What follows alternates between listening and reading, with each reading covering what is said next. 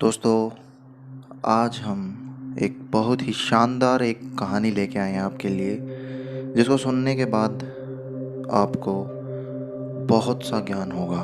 तो आइए चलते हैं। कहानी की शुरुआत कुछ इस तरह से है। एक बार संकेत मंडी का राजा अमृतसर में छठी पातशाही श्री गुरु हरि गोविंद साहिब जी के सत्संग में आया। राजा के आने पर गुरु साहिब ने सत्संग रोक दिया और उसे आदर सहित लाकर आगे बिठाने के लिए अपने सेवकों को आदेश दिया।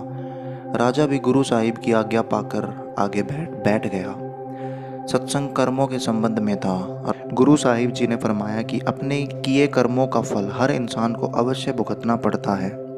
गुरु साहिब के मुखारबिंद से यह वचन सुनकर राजा के मन में यह शंका उठ खड़ी हुई कि संतों के पास आकर भी यदि अपने किए कर्म ही भुगतने पड़ते हैं तो संतों के पास आने या उनकी शरण लेने से क्या लाभ है। इस शंका के कारण राजा बहुत ही उदास व परेशान हो गया। इसका प्रभाव उसके चेहरे से स्पष्ट दिखाई देने लगा, परंतु वह मुख से कुछ न बोला। गुरु साहिब जी भी राजा के मन की बात को समझ गए और चुप रहे। सत्संग समाप्त हो गया, परंतु राजा के मन की इस शंका के कारण सत्संग में उसका मन नहीं लगा। इसी शंका के कारण अगले दिन भी सत्संग में उसे कोई आनंद नहीं आया। राजा इस शंका का समाधान तो करवाना चाहता था, परंतु वह गुरु साहिब से इसके बारे में कुछ कह न सका। यदि संतों के पास जाना हो तो अपने मन रूपी बर्तन को शुद्ध करके हर प्रकार के विचारों तथा शंकाओं से रहित होकर जाना चाहिए।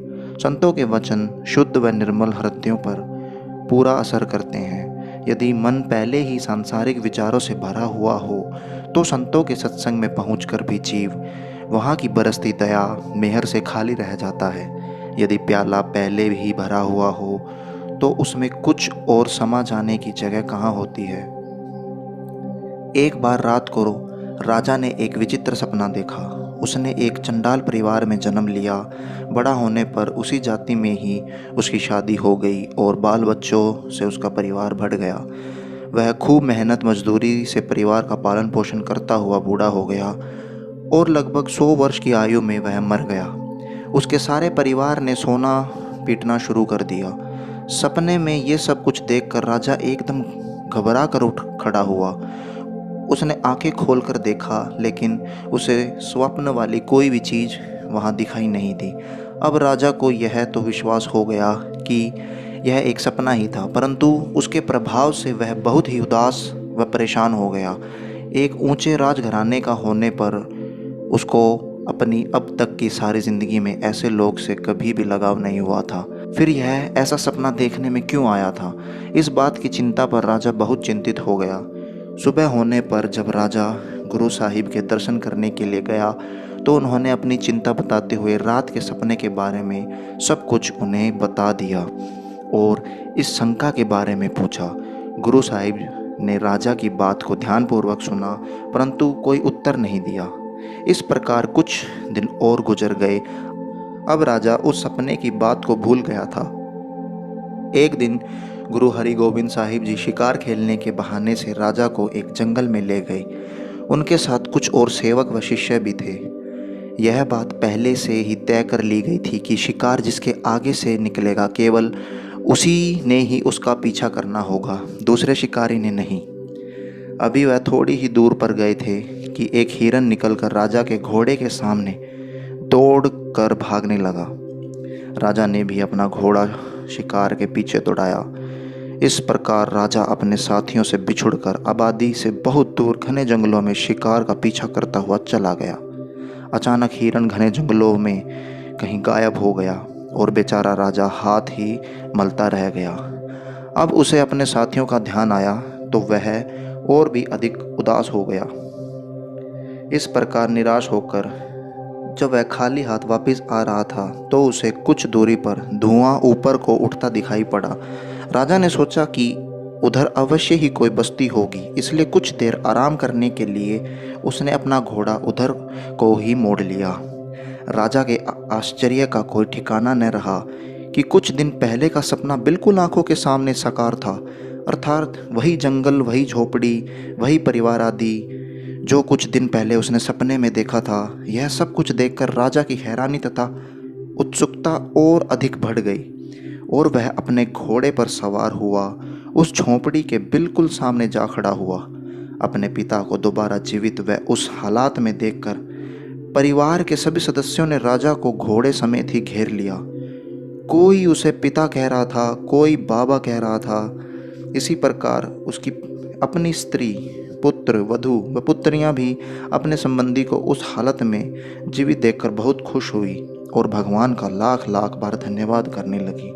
इस प्रकार सारा परिवार राजा को घोड़े से उतारकर अंदर आने की जिद कर रहा था। ये सब कुछ देख सुनकर राजा और भी हैरान तथा परेशान हो गया। अब उसकी समझ में कुछ नहीं आ रहा था कि वह क्या करे।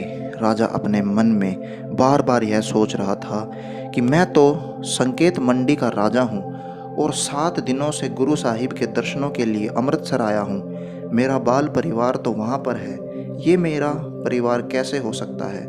मैं राजा हूँ और ये चंडाल जाति के लोग हैं। मेरा इनसे क्या मतलब तथा इनके साथ मेरा क्या संबंध हो सकता है? राजा इस उलझन में फंसा, न तो कोई फैसला ही कर सका और न ही वे लोग उसे वापस जाने देते।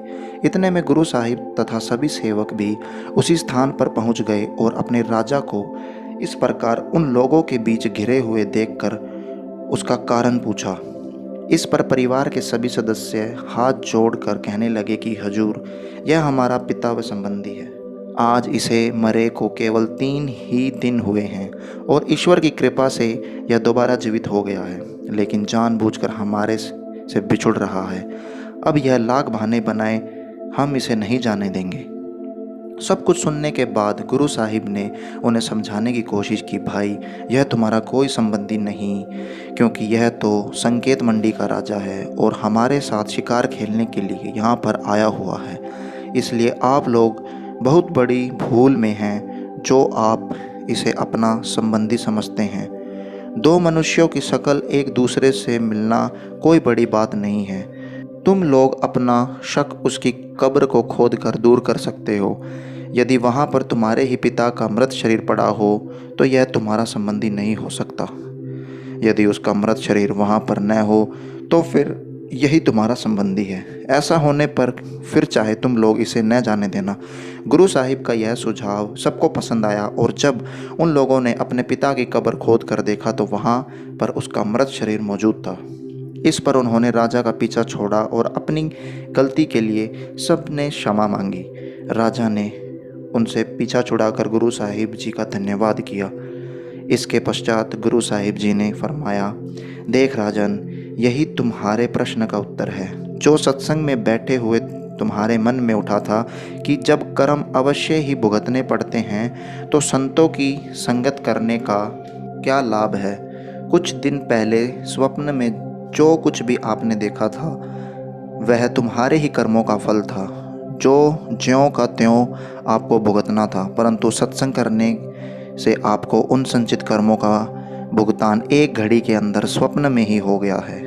इस पर राजा ने पूर्ण श्रद्धा व विश्वास के साथ गुरु साहिब के चरणों में शीश झुकाकर मन में गुरु साहिब का धन्यवाद किया। यह बिल्कुल सच है कि किसी पूर्ण संत महात्मा की संगत करने से बेशुमार कर्म बिना किसी खास दुख तकलीफ के एक क्षण में ही कट जाते हैं।